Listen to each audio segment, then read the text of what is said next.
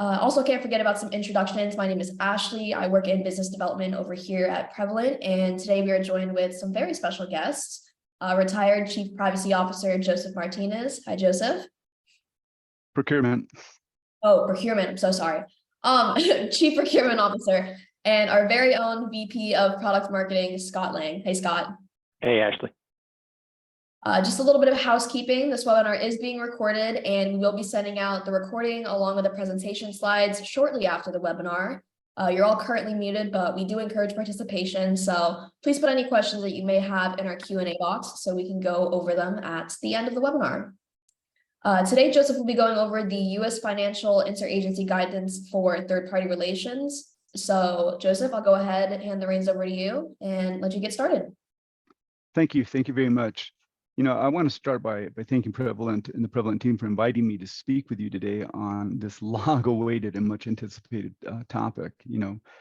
This is crucial to all of us that are in financial services.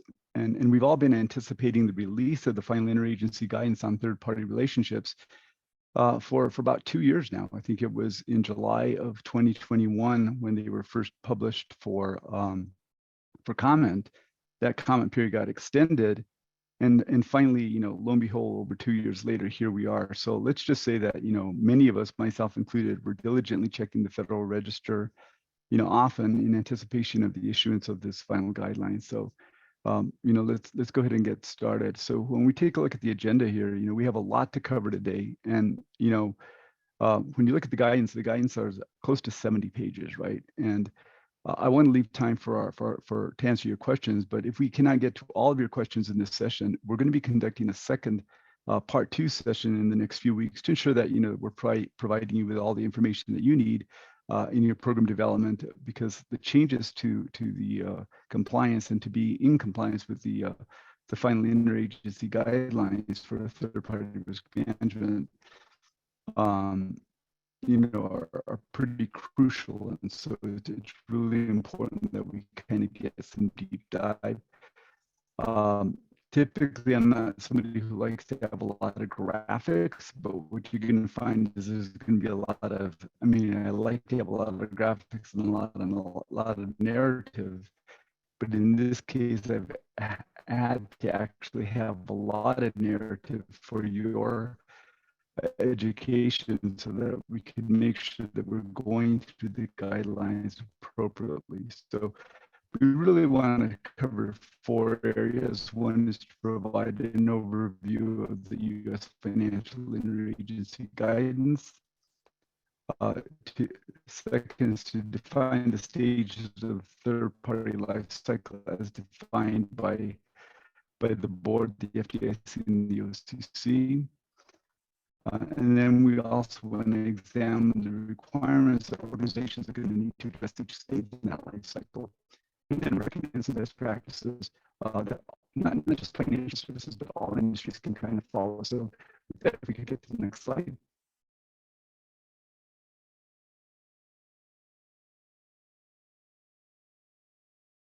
Next slide, please.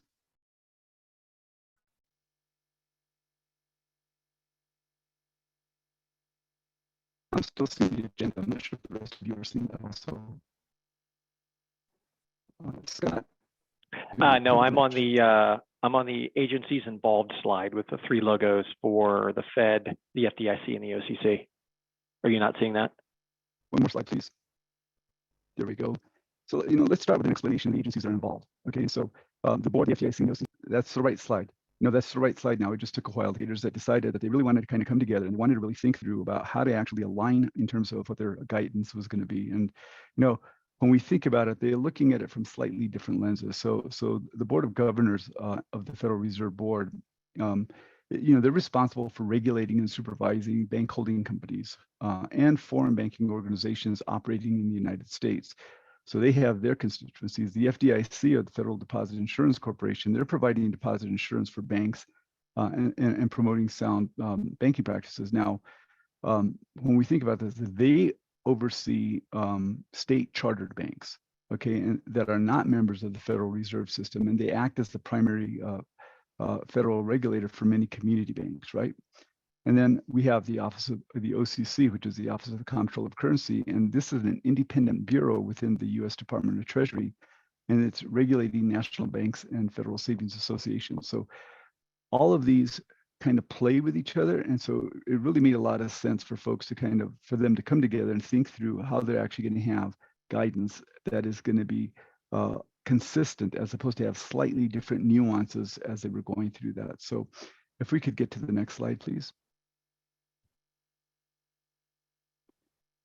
So the final guidance, from the agencies, and we're going to refer to them as the agencies, they issued the guidance to promote, sound third-party risk management practices. Now, again, the final guidance offers views on risk management principles for banks when developing and implementing the risk management practices at all stages in the life cycle of third-party relationships. Now, this final guidance also states that sound third-party risk management takes into account the level of risk, complexity, and the size of the banking organization and the nature of the third-party relationship. Now, that's pretty critical, because taking into account the size of the banking organization is really going to be helpful in terms of how they're actually complying with what's going on.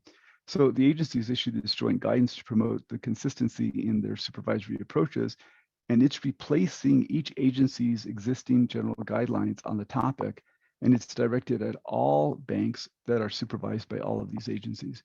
So, to be clear, guys, banking organizations use third parties. Do not, by using a third party, you're not removing the responsibility that the bank has in terms of how they're actually going to be operating. And so it's really important that we think about what's going on there. And, again, the use of a third party is not going to diminish or remove the banking organization's responsibilities to ensure that the activities are performed in a safe and sound manner and in compliance with the applicable laws and regulations. And, what also happened is they are rescinding and replacing all of these guidelines that you see here, the board's 2013 guidelines, the FDIC's 2008 guidelines, and the OCC 213-29, and the 2020 frequently asked questions.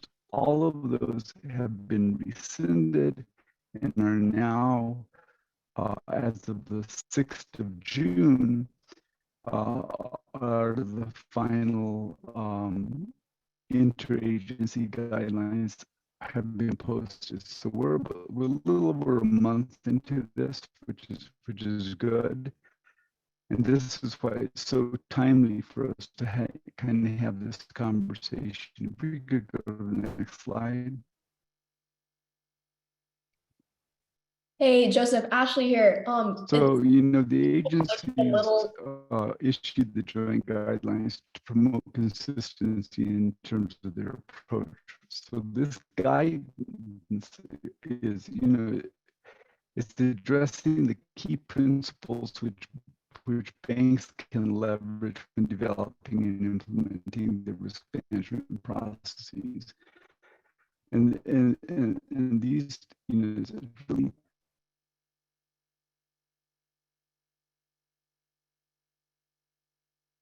actually, I can't hear you. Hey, Joseph, do you mind turning your camera off? It looks like your signal is a little spotty. Can you guys hear me? I apologize. We seem to be having some technical difficulties.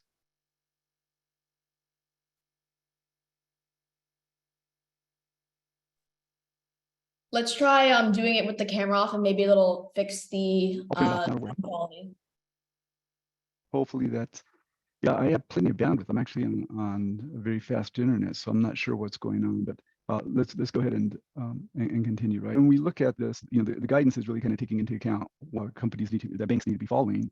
And, you need to understand that it's guidance. It's really not necessarily a law that's coming into place. And so, also, if you're using a third party, your responsibility as a bank is not being removed. You still have that requirement to be able to ensure that what you're doing is actually, consistent with what we're looking at. If we could go to the next slide.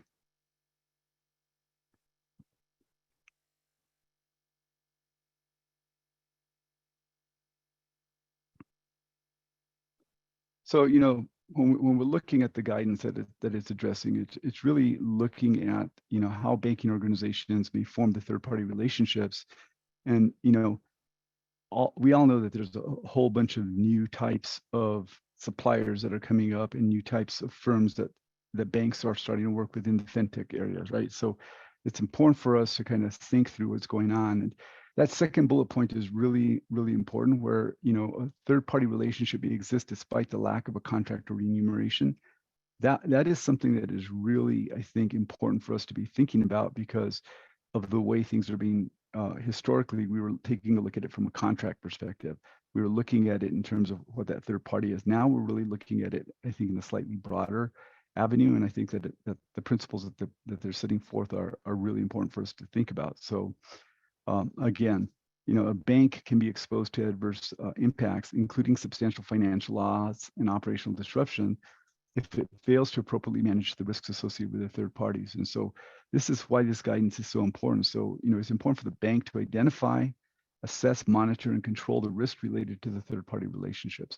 So this is something that is, a key principle that is being set forth in order for us to be able to kind of think through. If we could go to the next slide, please.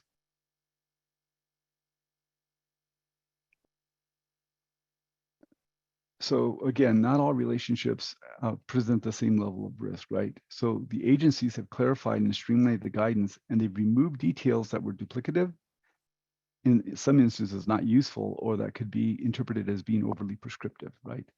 And so by doing this, they're wanting us to kind of think through, and think, an activity that is critical to one banking organization may not be critical to the other. And this goes back to where I earlier said, they're taking into consideration the size of the bank. And so now they're not looking with one lens on everybody. They're looking at it based on what is appropriate for your organization. And so it's really important that we think through what's happening there. And again, it's up to each banking organization to identify its critical activities and its third-party relationships that support those critical activities, because it's going to be different based on the risk appetite, the risk methodology that is being employed by that bank. And so I think it's a good clarification point that we needed to kind of look through. And if we could go to the next slide.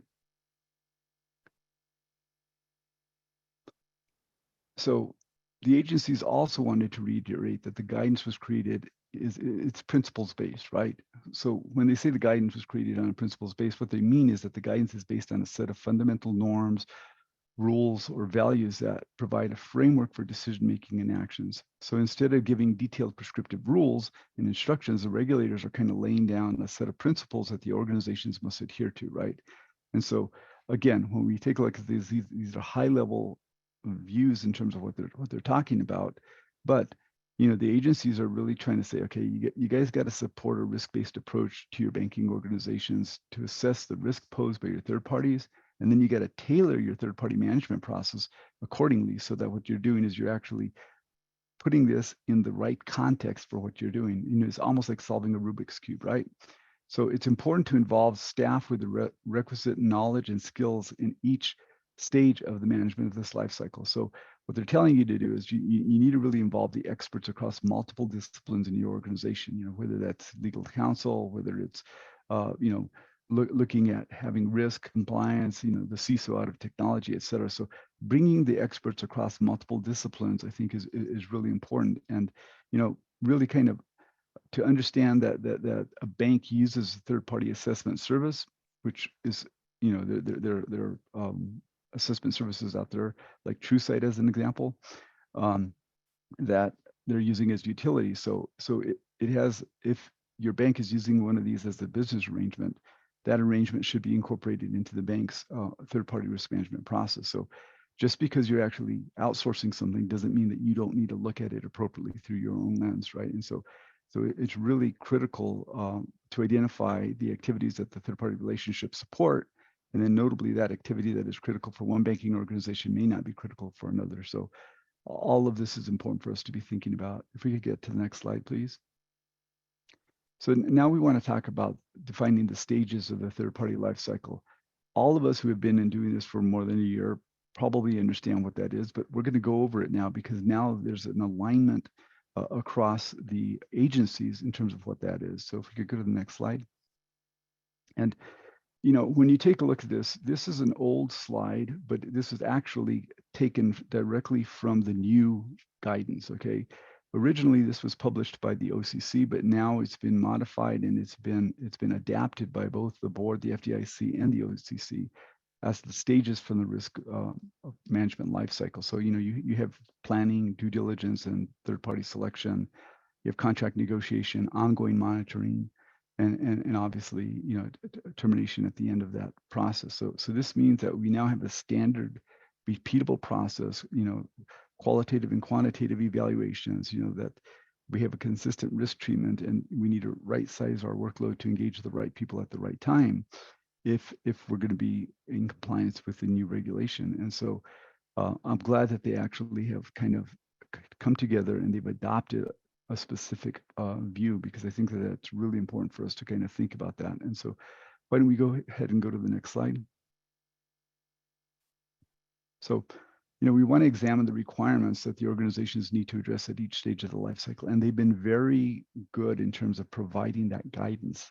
Again, it's not prescriptive, but believe me, they're going to come in and they're going to want to take a look at that. So as we get to the next slide, let's start with that process of planning. Okay, so when we start to think about planning, and I was very prescriptive in going into the actual regulation and guidance and actually pulling in the information for you. So don't want to go through every one of these in detail because you are going to get a copy of the deck, but I want you to be able to actually understand that this is what's actually in that document, right? And so the guidance, it really addresses how you're going to be thinking about planning and, what you need to be considering and how you're going to be managing that. And so, when they talk about understanding the strategic purpose of the business arrangement, you need to be understanding and how the arrangement aligns with the organization's overall strategic goals, the objectives, the risk appetite, the risk profile, and the broader corporate policies. A lot of information to unpack there, but that's what they're trying to get you to kind of think about. They're wanting you, when you're identifying and assessing the benefits and the risks associated with the business arrangement, they're wanting you to determine how appropriately to manage those identified risks. So it's not good enough just to identify the risk. You need to either accept them or mitigate them. And so they're wanting you to be thinking about that. So as you're kind of considering the nature of the business arrangement, they want you to be thinking about this holistically, and they want you to think about it in terms of where the activity is actually happening, right? Because again, when you take a look at what they're talking about, they're wanting you to really think through how you're actually putting your program in place and how that place, where it's actually the work is being conducted, and then if there are local or global regulatory requirements that are being pushed on this. So when you're seeing on number 3, when it says consider the nature of the business arrangement, such as the volume of activity, use of subcontractors, technology needed, interaction with customers, and the use of foreign-based third parties. That's new and that's critical, right? So when they're talking about foreign-based third parties, they're referring to third parties who are servicing your operations and are located in a foreign country, offshore, nearshore, right? And are subject to the laws and the jurisdictions of that country. So this term does not include a US-based subsidiary of a foreign firm because there are servicing operations that are subject to US laws. So they're really wanting you to kind of think through that as to how they're actually doing that. And I think that it's really important. And again, when we look at how we're evaluating how a third-party relationship could affect the banking organization's employees, well, including dual employees, and what the transition steps are needed for the bank to manage the impacts when the activities currently conducted are currently conducted internally are outsourced, right? So they want you to be thinking about these things and showing that you have a tangible plan, that you have the right level of training, you have the right level of due diligence on the individual as well as on the service as well as on the company. So they're becoming, I think really good in terms of laying out the framework. Then you need to actually take that framework and translate that into your program. Next slide, please. So kind of continuing on with this theme in terms of the degree of risk and complexity, again, assessing a potential third party's impact on its customers, right? Well, this is including access to and the use of the customer's information, third party interaction with customers, call centers, et cetera. potential for consumer harm and handling of the customer complaints and inquiries. So they're wanting you to think about that. It's again, very high level point number 6, but it requires a lot of a lot of implementation complexity, right? And when we say that we're understanding the potential information or security implications, right? This is including access to the bank's systems, right, and to confidential information. And this is real critical, especially with a lot of the data breaches that we're seeing now, and we're seeing a lot of those have actually originated in the supply chain as opposed to the actual organization. So, they're wanting us to think about that. Number 8 is pretty critical when you think about understanding the potential physical security implications. And this is, they got to think about, are they going to have access to the bank's facilities? Are they going to be coming on site? And I know that this has changed a little bit since COVID, but we still have third parties that in order to be able to produce the goods that and services that they're providing us, have to come on site. When we take a look as an example at number 10, determining the bank's organization's ability to provide adequate oversight and management of the proposed third-party relationship on an ongoing basis. Well, this is including whether the staffing levels and the expertise or the risk management and the compliance management systems are all adhered to, right? They want to make sure that you have the right level of internal controls for your systems, that you are effectively addressing the business arrangement that's been reduced to writing in the contract, and that you're actually monitoring it appropriately. So again, all of this is part of the planning. You got to be thinking about this before you actually move forward. If you're going to be successful in what you're doing. If we could go to the next slide, please. So, when we think about the due diligence, which, you have planning, then you have the due diligence, okay? This is, conducting due diligence on your third parties before selecting and entering into a third-party relationship. It's an important and, it's a critical part of sound risk management, okay? And so the due diligence process is providing the bank with the information needed to evaluate whether it can appropriately identify, monitor, and control the risks associated with whatever that relationship is that they're entering into. And this due diligence includes, assessing the third party's ability to perform the activity as expected, adhere to the banking or policies, if they're able to comply with the applicable laws, regulations, conduct activity in a safe and sound manner. It's taking a look at their financial viability. It's taking a look at their SOC profiles, et cetera. So it's really kind of thinking through, and so the agencies do not believe that it would be appropriate for a bank to conduct reduced due diligence solely on the third party's entity type. There were a lot of comments that were put in the comment period around that, where based on some of these comments, people were wanting to actually say, how do we actually potentially reduce the amount of the burden of due diligence based on the type of third-party entity that we were dealing with? And that was really, as you can see, not accepted, right? And so, when you're taking a look at, the guidance also states that when assessing the risk of a third-party relationship, a bank may consider information available from various sources, right? So they're telling you, don't just rely on what you can do internally. Take a look at what you have out there. But when you're looking at things out there, you've got to make sure that you're really understanding, and taking that information. But by taking that outside information, it's not reducing your responsibility as an organization to make sure that you're really doing the correct level of due diligence, and that the information that you're bringing in is really the responsibility of your organization to manage in order for it to be available. So the guidance is provides that in certain circumstances, the banks should consider taking steps to mitigate the risks,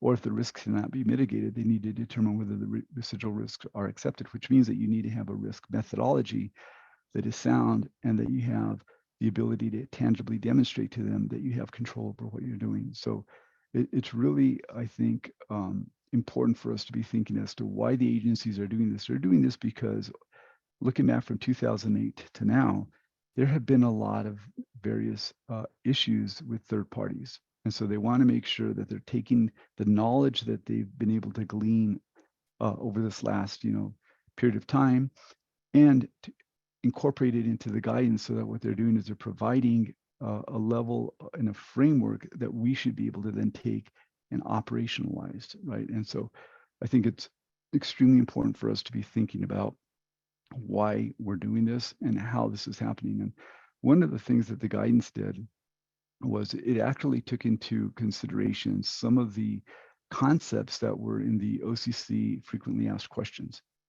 Okay, and so they then took those and they tried to actually inculcate them into the different parts, whether it was the planning, the due diligence, et cetera, right? And so, the guidance is really something that's incorporating a lot of those frequently asked questions into the process, so that what you're doing now is, rather than having to go to multiple documents, you have a clear and consistent guideline that is helping you to actually see what's going on. But at the end of the day, the guidance is emphasizing that it's the responsibility of the bank to identify and to evaluate the risks associated with each of the third parties, and to tailor the risk management practice, again, to the size of the organization, the complexity of the organization, the risk profile that you have, and obviously the nature of the third party relationships that you're entering into.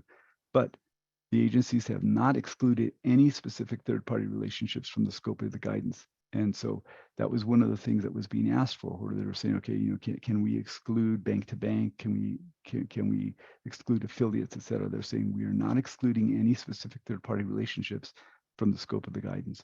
If we could go to the next slide, please. So when you're looking at due diligence, the scope and the degree of the due diligence should be consummate with the level of risk and complexity of the third party relationships. That has actually been going back to 2008. That hasn't changed, right? So while the methods and scope of the due diligence may differ, it's important for the bank to identify and document any limitations of its due diligence and understand the risks of such limitations, consider alternatives to how they might mitigate that risk, including potentially looking at a different source, right? So due diligence does include assessing the third party's ability to perform the activity, expected adherence to the banking organization's policies and related activity, and to comply with all applicable laws and regulations, and to conduct that activity in a safe and sound manner. I put this in here and I'm reiterating this because, again, this is coming directly from the guidance, and it's something that all of us who have done third-party risk management for more than a day know that this is kind of the core foundation of what you're doing when you start to look at it from a due diligence perspective.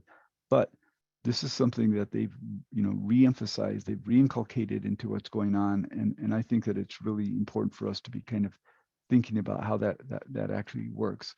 So if we could go to the next slide, please. So when you look at this, there are 14 different areas of focus in due diligence that they've published, and they've actually put quite a bit of information beneath each one of these. Now, I put them up here because I think that it's important for us to kind of think about what it was that they wanted us to think about, and what is the review that we need to go through. And so when you think about this, if your current programs aren't actually in the due diligence phase addressing each of these 14 areas, you probably are going to have an issue. You're probably going to get an MRA or an MIRA, et cetera. And so it's important for you to be thinking about this, and then how to actually implement it, right? Because when you take a look at each of these things, it's quite important. If you take a look at, as an example, the financial condition, which is C, this is really an assessment of the third party's financial viability, right? And so taking this information from financial statements or annual reports or filings with the Securities Exchange Commission and others, all of these are used to help evaluate the financial capability and the stability of the supplier that you're working on. And so, there's a great deal of effort that's going to need to go in beneath each one of these. And I would encourage you all to kind of go in there and think through how your current program is addressing these. And if it isn't addressing it in a robust enough manner, I would encourage you to think about how to actually, look at that. And then as you're looking at the tools that are supporting your program, make sure that you can actually say, okay, how do I track and report with my tool on these areas? Because I think it's really important for us to be thinking about that, right?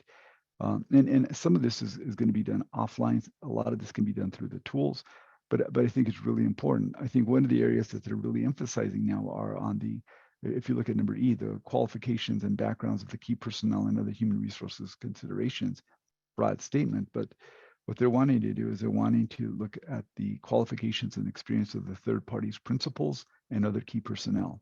So now that's a double click that they're asking us to do, right? And so they're asking us to really look at in-depth analysis of who you're at, of the personnel that you're actually engaging with within that third party, right? And so you know, if you're not doing that today, it's probably an area that you need to really address, right? And so another consideration is whether the third party has the training to ensure that its employees understand their duties and responsibilities and the knowledge about the applicable laws and regulations that as they apply to what they're performing on your part, right? And so I think that we need to be really rethinking what we've done historically. I think has been great. This is actually taking it and double clicking. And there are some institutions that really have only had a nominal impact by their regulator in terms of what they've had to do from a third party. So a lot of this is going to be kind of really new to them. A lot of this is going to be like, oh my God, how am I going to do the workflow around this? How am I going to be able to tangibly demonstrate that?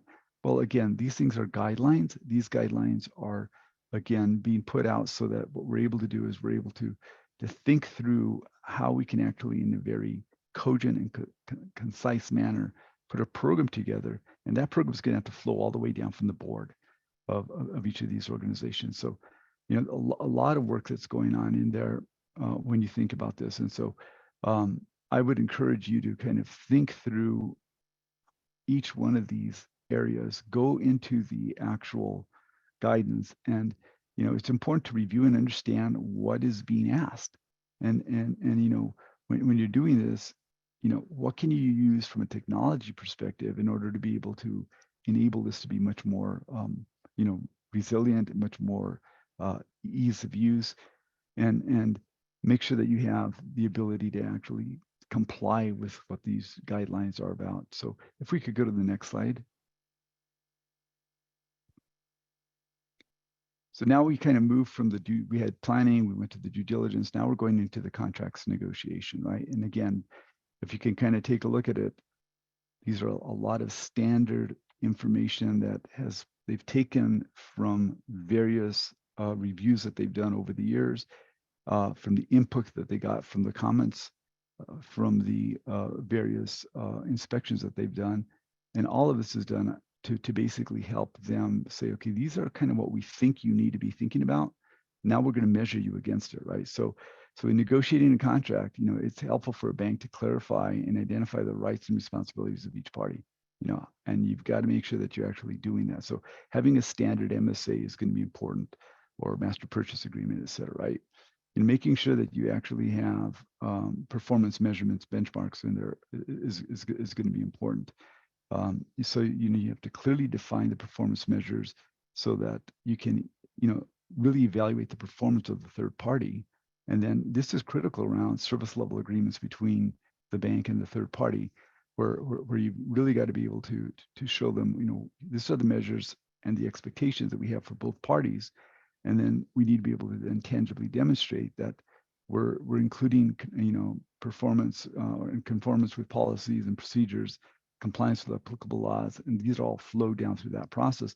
Later on, when we get to ongoing monitoring, all of this will then be realized. But if you're not thinking about it and putting it into the contract, it's going to be difficult for you to be able to get the right level of compliance from your third parties, right, as you're going through it.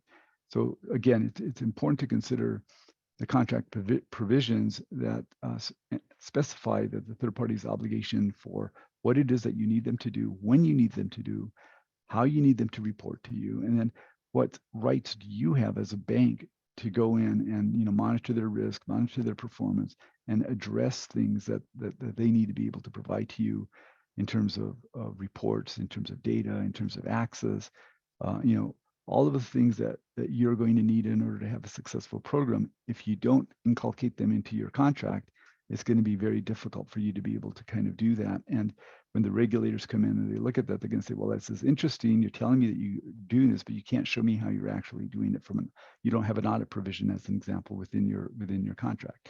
So it's really important to help, make sure that you're monitoring this performance, that you're putting it in writing, that you're also, including provisions for independent audits that you can have in there, or if they have subcontractors, that you have the ability to kind of go in and take a look at what they're doing. So as you go through all of this, this is really, a lot of information that is going in there. I've summarized it up into these bullet points, but behind each of these bullet points, again, there are pages and pages inside the actual regulation, and essentially, where you need to actually go in and understand, when you look at the costs and compensation, right? The contracts that clearly describe all costs and compensation arrangements help to reduce misunderstandings and disputes over billings, and help to ensure that all compensation agreements are consistent with the sound bank practices and applicable laws, right?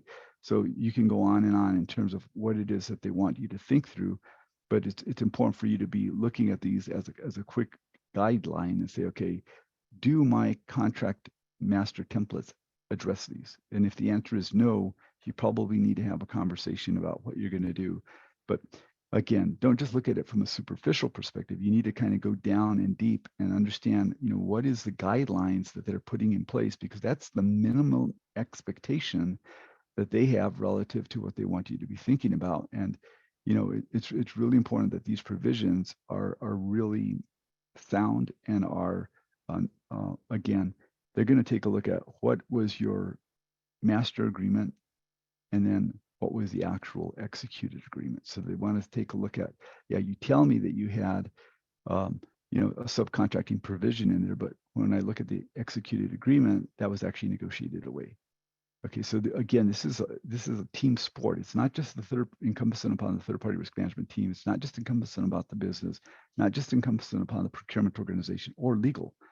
There are lots of players that need to be actually addressing this to make sure that what we're doing is really making sure that these contract provisions are being adhered to and are being put into the contracts, and that we're able to actually then demonstrate them, as we move forward. A key area that they'll be looking at, and they have for many years, I used to actually run corporate insurance, is an area that they really want to take a look at, right? And they want to understand, what the requirements that you're flowing down to your third parties to maintain the specified types and amounts of insurance, right? And they also want to make sure that, are you being named as an additional insured? And if you're not, okay, why not, right? And so you need to think through, it's not just about having a high level provision, it's how do you actually operationalize that in order for you to be able to kind of get through there. And, a particular area that they're going to be very focused on is on subcontracting, because they want to understand what you're flowing down to those other organizations, because there's a lot of work that needs to go on. For the sake of time, let's jump to the next slide, please.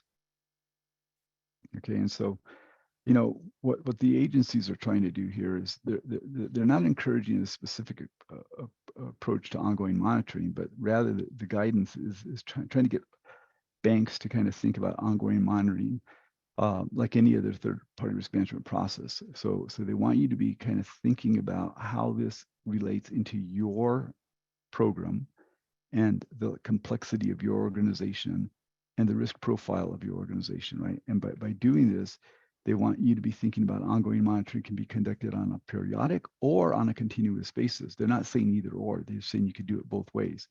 And a more comprehensive or frequent monitoring is appropriate when the third-party relationship supports a higher risk activities.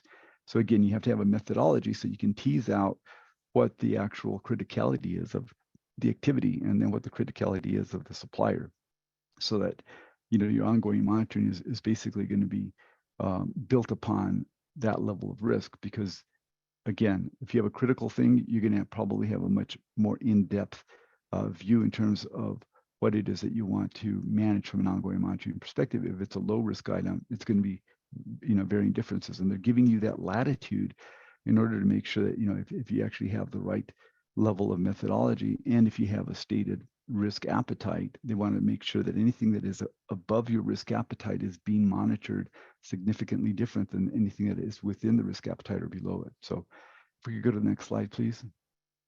This is just kind of a continuation of ongoing monitoring. And again, when you're looking at this, this is just telling you what what they believe that you should be thinking about as you're going through this. And again, the guidance states that the banking organizations, they can consider collaborative arrangements or the use of external parties to kind of help supplement the ongoing monitoring. So this is kind of new in terms of the fact that you can actually use a third party to help you through that process. But again, you got to make sure that that third party is actually living up to the standards that you have, right? Because when you take a look at what it is that the ongoing monitoring is enabling the bank to do, okay, they need to look at both the level and the types of risks, because that may change over the lifetime of the relationship, right? And so you may need to adapt your ongoing monitoring practices accordingly. So you may have changes that are going to happen in frequency or the type of information or the level of monitoring that you're doing based on the nature of the evolution of that third-party relationship that you have. And so if we go to the next slide, please. So you can start to kind of see some of the risk complexity and what they're trying to kind of drive there, right? And so when you're starting to kind of look at reviews as to what's happening, they want you to be able to actually gain some efficiencies, but they're also wanting to make sure that what you're doing is following a process that is really going to help ensure that you're in compliance, right? So they're laying it out here very effectively. Changes in the third party's financial condition, including financial obligations to others. Again, you can prove that with your financial viability risk assessment. If you do that on a periodic basis, just don't do it at the beginning when you're doing it in the due diligence phase. You need to have that on an ongoing basis, right? Or relevant audits, testing results, and other reports that address whether the third party remains capable of managing risks and meeting contractual obligations and regulatory requirements, right? So you got to think about, how do you actually prove to the regulator, prove to the board what it is that you're trying to do, because this compliance is really important. And again, they're laying it out not in a prescriptive manner, but in a general manner that makes logical sense. And then it's up to you to take that within your program and translate that into actions and activities and reports in order to be able to show. And again, it comes down to the level of complexity that you have. It comes down to what are the factors that you're going to be considering as you're doing that. Let's go to the next slide, please. So, again, all of this is just a continuation of what I was just talking about. And, making sure that you have the appropriate level of if what you're saying is the training provided to the employees of the banking organization and the third party, well, how do you prove it? Can you show me that it's actually happening, right? Again, do you have non-disclosure provisions? Do you have flow downs that are happening with that third party, right? What happens to the third party's response to incidents, or business continuity? This is really important, because anything that is going to create a jeopardy to the operations of your organization needs to be, you can't just say, well, we thought they had a business continuity plan, but we never actually tested it.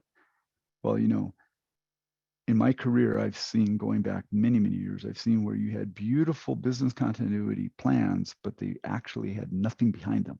They were great PowerPoints at the time, but when floods came, when earthquakes happened, third parties kind of left you kind of hanging, because they didn't really have the level of plans and details that actually were actionable. And that's why having these inculcated in writing, going in and monitoring them on a regular basis, going in on site and ensuring that you have them is really important. So as we continue to the next slide, you'll start to see that, given the broad principles approach that the guidance has, the agencies have not revised the guidance to address specific topics or types of relationships.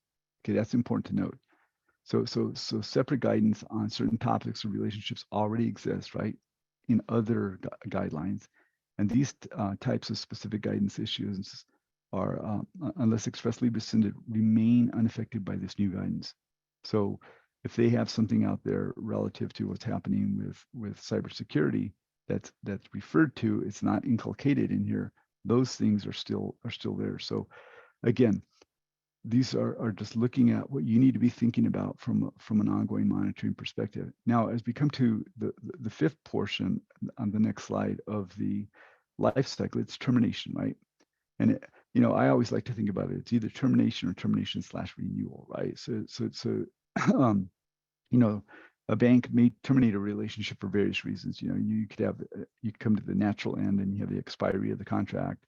You could have a breach of contract. You could have the third party fail to comply with the applicable laws or regulations, or you may want to find a different supplier for whatever the reason might be, or you might actually want to bring that activity in-house, or in some instances discontinue that activity, right? So when this occurs, it's important for the management, of the organization to terminate the relationships in an efficient and effective manner, whether the activities are transitioned to another third party or brought in-house or discontinued. You need to be thinking about all of these, and these are why they've kind of laid out, what are the costs and fees associated with that termination? How are you going to handle the joint intellectual property, et cetera? So you got to think about these things in the contract phase, but ultimately they're going to get executed in the termination phase. And so it's really important for us to kind of think about that.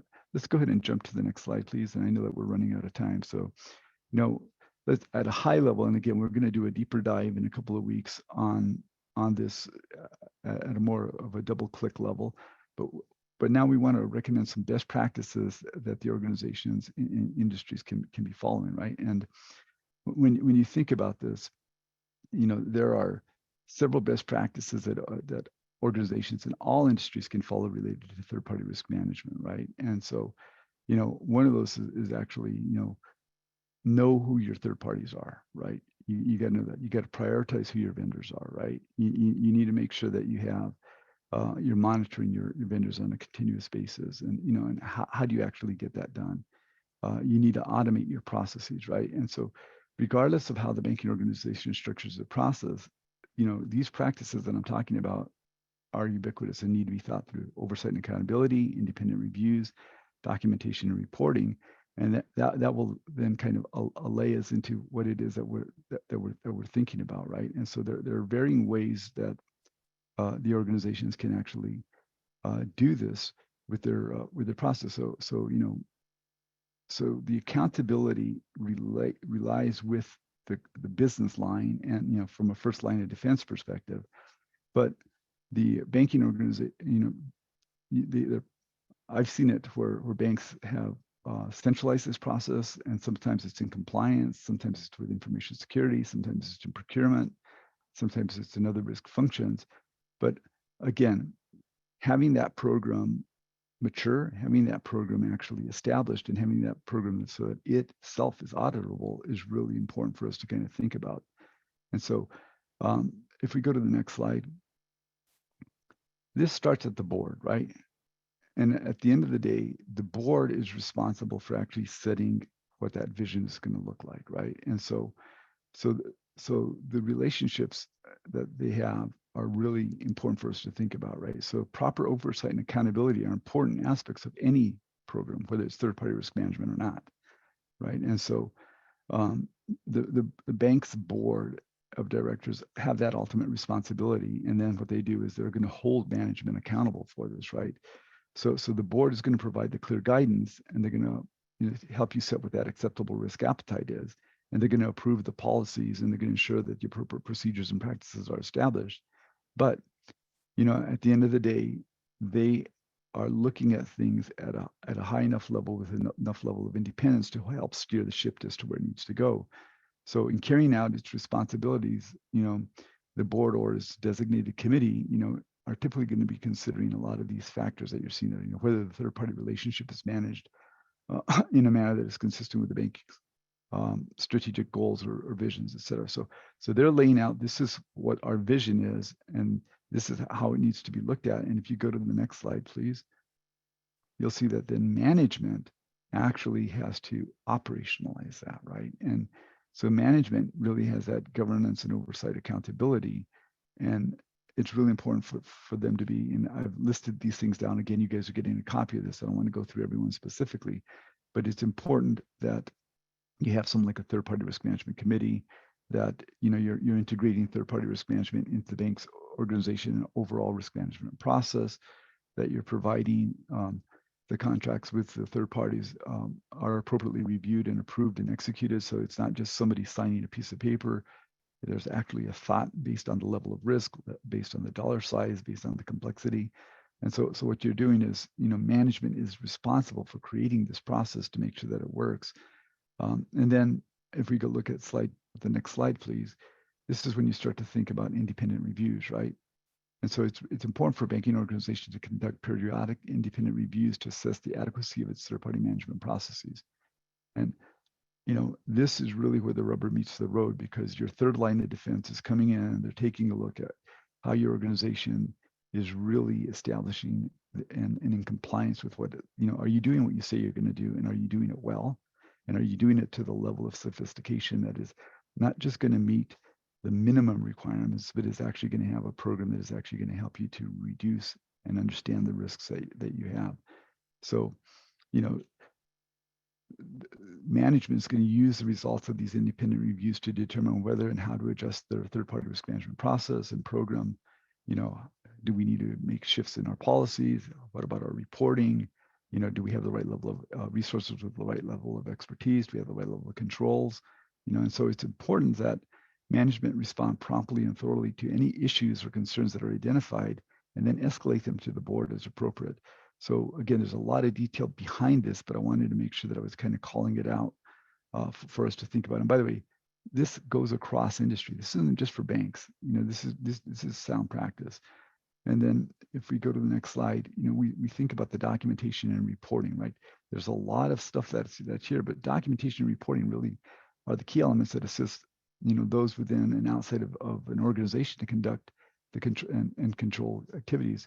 So depending on the risk and complexity of the third-party relationships, you're going to have a lot of different activities that need to happen. So when we talk about current inventory of all third-party relationships, well, that's really helping us to clearly identify those relationships that are associated with higher risk activities, including critical activities. So if you don't have a way to actually tangibly demonstrate what your inventory is, and that you have that inventory is then run against your methodology in order to be able to tease out, through your risk assessment process, whether or not you have something that's above your risk appetite, it's going to probably not end well for the group.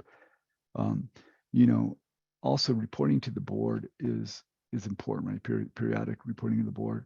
And this is applicable for any dependencies that you have on a single provider. If there are multiple activities with a provider that's having financial troubles, if any of your providers have had, as an example, cyber attacks and those types of things, right? So it's really important for you to kind of think through how you have the right level of remediation plans. Who's on point for the types of reports that are happening, from third parties, et cetera. And if we take a look at the next slide, please. So really, each agency will review its supervised banking organization's risk management and third-party relationships as part of its standard process, right? So the supervisory reviews will evaluate the risks and the effectiveness of your risk management and determine whether your activities are conducted in a safe and sound manner, and are you actually living up to the applicable laws or regulations that they have. So their evaluations are really going to be considering, what are you doing in engaging a diverse set of third parties, because not all third-party relationships present the same risks. And do you actually understand how to tailor your practices to the risks that are presented? And do you actually have a program that, that's tangible, measurable, and repeatable, right? So, I know that we're running out of time. Let's jump to the next slide, please.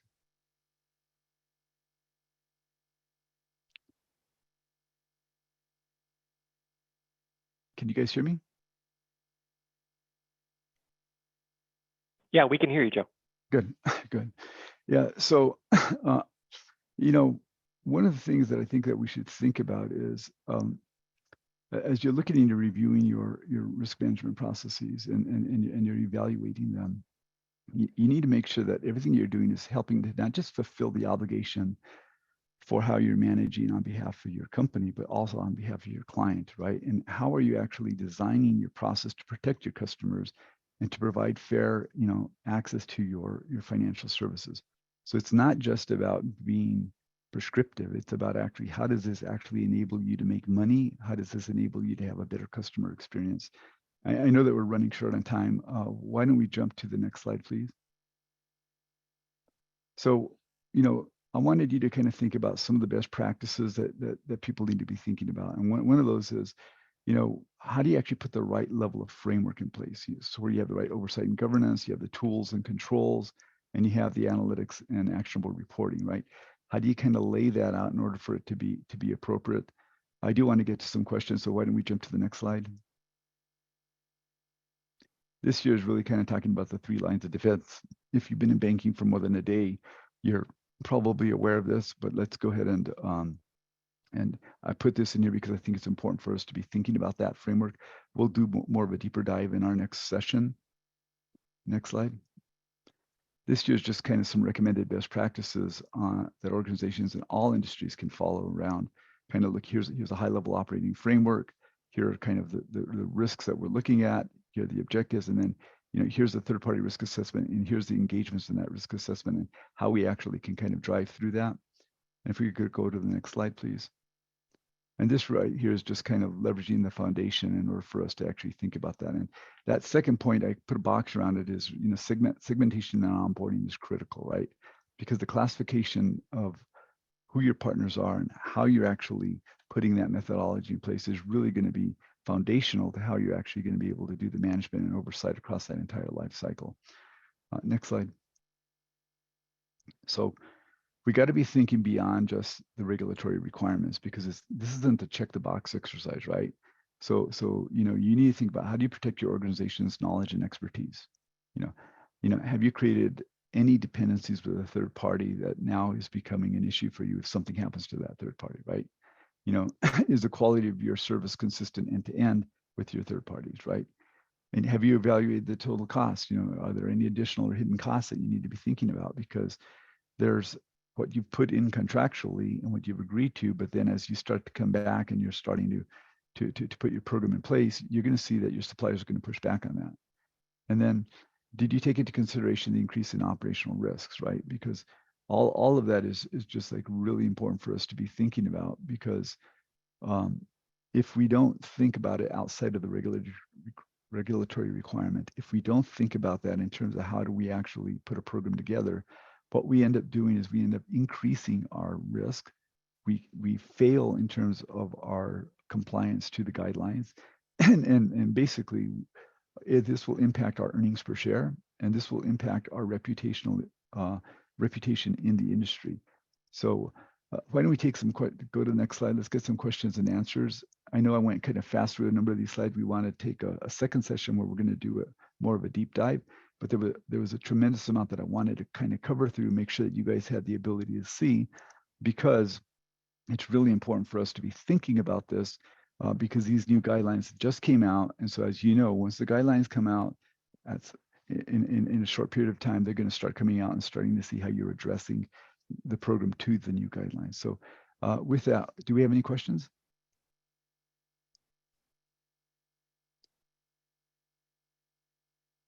Hey, thanks, Joseph. Scott, do you have any closing thoughts on this? I'm sorry, guys, I know we didn't really have any time for questions, but Joseph will be doing a part 2 in an upcoming webinar, and we'll be able to address some more of this information there. Scott? No, nothing else for me. We can move on. All right, well, thank you guys so much for attending. I hope you have a great rest of your day and a great upcoming weekend, and look forward to seeing you at the next webinar. Cheers.